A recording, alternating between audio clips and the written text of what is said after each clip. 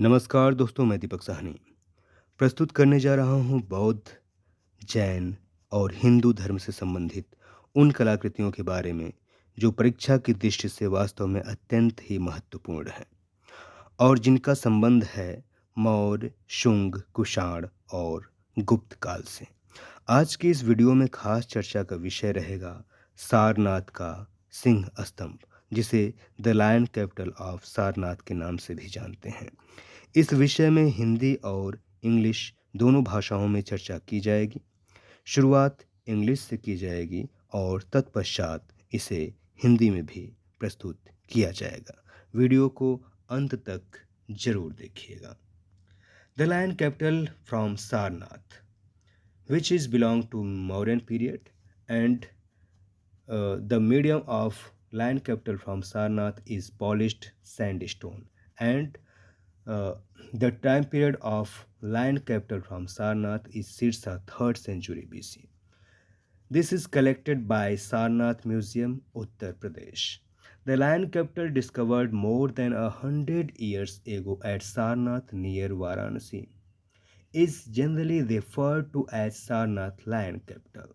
This is one of the finest examples of sculpture from the modern period, built in commemoration of the historical event of the first sermon or the Dharma Chakra Pravartana by the Buddha at Sarnath. The capital was built by Ashoka. The capital originally consisted of 5 component parts. First is the shaft, which is broken in many parts now. Second, a lotus bell base. Third, a drum on the bell base with 4 animals proceeding clockwise. The figures of 4 majestic adorned lions, and fifth, the crowning element, Dharma Chakra, a large wheel, was also a part of this pillar. However, this wheel is lying in a broken condition and is displayed in the Site Museum at Sarnath. The capital without the crowning wheel and the lotus base has been adopted as the national emblem of independent India. Now kept in the Archaeological Museum at Sarnath, the capital has 4 lions firmly seated back to back on a circular abacus. The lion figures of the capital are very impressive and massive. The monumentality of the image is easily noticeable. The facial musculature of the lions is very strong. The inverted lines of the lips and its subsequent effect of projection at the end of the lips show the sculptor's observation for the naturalistic depiction. The lions appear as if they have held their breath. The lines of the Manet are sharp and follow the conventions that were in practice during that time. The surface of the sculpture is heavily polished, which is typical of the modern period. Their curly manes have protruding volume. The weight of the body of each lion is firmly shown by the stretched muscles of the feet.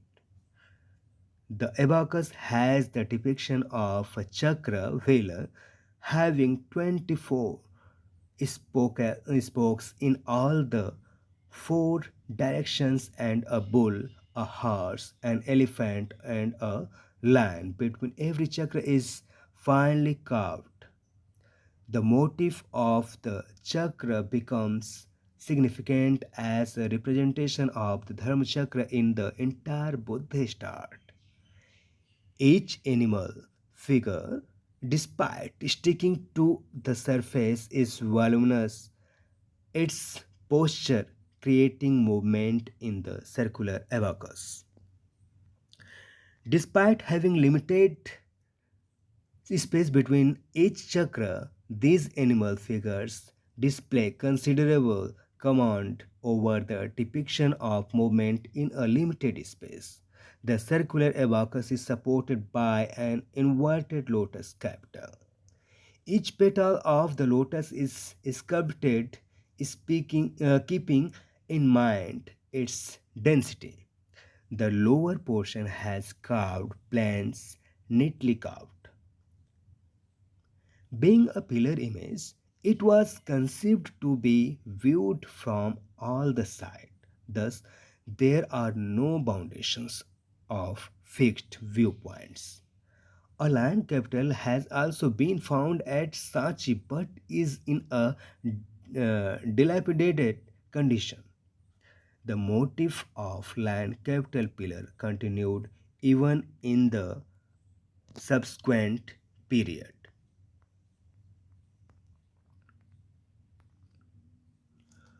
Varanasi के निकट सारनाथ में लगभग 100 वर्ष पहले खोजे गए सिंह शीर्ष land capital को आमतौर पर सारनाथ सिंह शीर्ष कहा जाता है।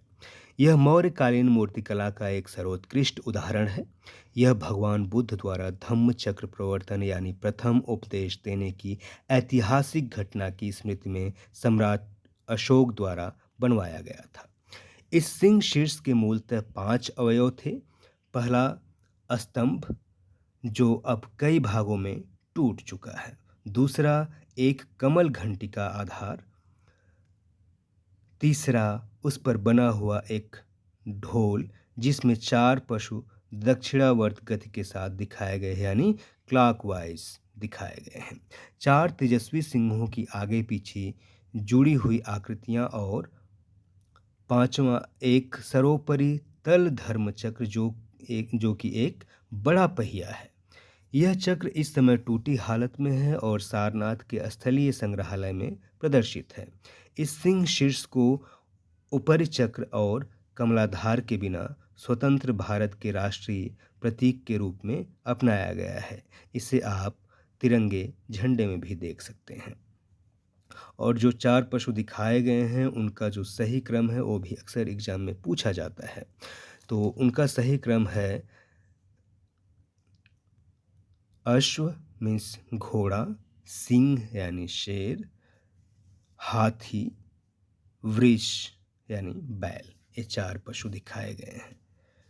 अब सारनाथ के पुरातत्व संग्रहालय में सुरक्षित रखे गए इस सिंह शीर्ष पर बनी एक वेदी पर 4 सिंह एक दूसरे से पीठ जोड़कर बैठाए दिखाए गए हैं।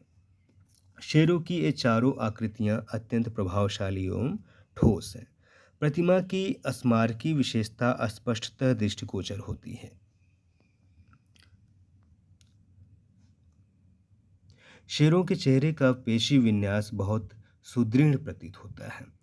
होठों की विपर्यस्त यानी विपरीत रेखाएं और होठों के अंत में उनके फैलाव का प्रभाव यह दर्शाता है कि कलाकार की अपनी सूक्ष्म दृष्टि शेर के मुख का स्वाभाविक चित्रण करने में सफल रही है। ऐसा प्रतीत होता है कि मानो शेर ने अपनी सांस भीतर रोक रखी है।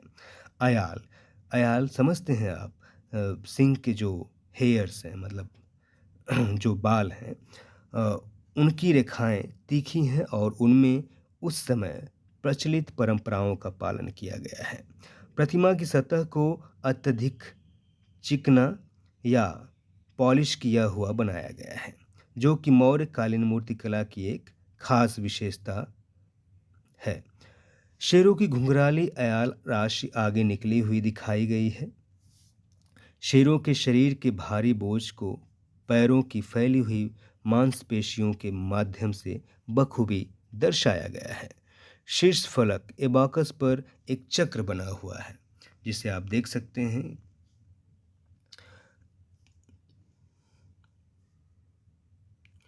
जिसमें चारों दिशाओं में फैले हुए कुल मिलाकर 24 आरे हैं, जिन्हें तिलियां भी कहते हैं। और अक्सर पूछा जाता है कि अशोक चक्र में कितनी तिलियां हैं, या तिरंगे में प्रदर्शित चक्र में कितनी तिलियां हैं। तो आपका जवाब होना चाहिए 24। और प्रत्येक चक्र के साथ सांड यानी ऑक्स, घोड़ा यानी हॉर्स, हाथी एलिफेंट, शेर यानी लायन की आकृतियां सुंदरता से उकेरी गई हैं। लेकिन जब आपसे पूछा जाएगा कि इन चारों पशुओं का सही क्रम क्या है, तो आपको बताना होगा अश्व, सिंह, हाथी, वृष। मीन्स घोड़ा, शेर, हाथी और बैल। चक्र का यह स्वरूप संपूर्ण बौद्ध कला में धम्म चक्र के रूप के निरूपण के लिए महत्वपूर्ण बन गया। प्रत्येक पशु आकृति सतह से जुड़ी हुई होने के बावजूद काफी विस्तृत है। उनकी मुद्रा शीर्ष फलक पर गतिमान प्रतीत होती है। प्रत्येक चक्र के बीच में सीमित स्थान होने के बावजूद इन पशु आकृतियों से ऐसा प्रतीत होता है कि कलाकार में सीमित स्थान में भी दर्शाने की पर्याप्त क्षमता थी। वृत्ताकार शीर्ष फलक एक उल्टे कमल की आकृति पर टिका हुआ दिखाई देता है। कमल पुष्प की प्रत्येक पंखुड़ी को उसकी सघनता को ध्यान में रखते हुए बनाया गया है। नीचे के हिस्से में वक्र तलों को सुंदरता से उकेरा गया है। एक स्तंभ की आकृति होने के कारण यह समझा गया था कि इसे चारों ओर से देखा जाएगा, इसलिए दृष्टि बिंदुओं की कोई निश्चित सीमाएं नहीं रखी गई हैं।